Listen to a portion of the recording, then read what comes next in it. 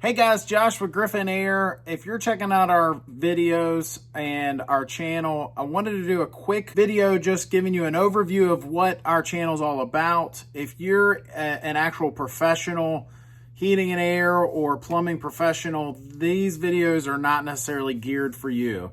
There are people on YouTube and out there that are way smarter than me, that have been doing it way longer.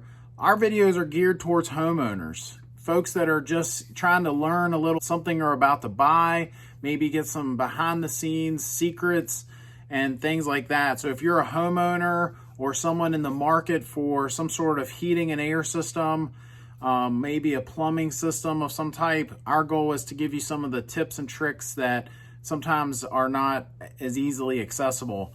And so if you're in the market for a new heating and air system, you have to check out my new website. It's at www.newhvacguide.com. And this website is going to give you all the behind the scenes tips and tricks and things that heating and air contractors and manufacturers don't even want you to know in some cases.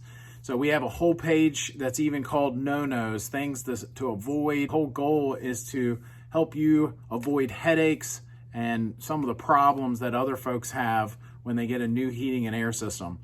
So if you're checking out our channel, please click that subscribe button, and we appreciate it.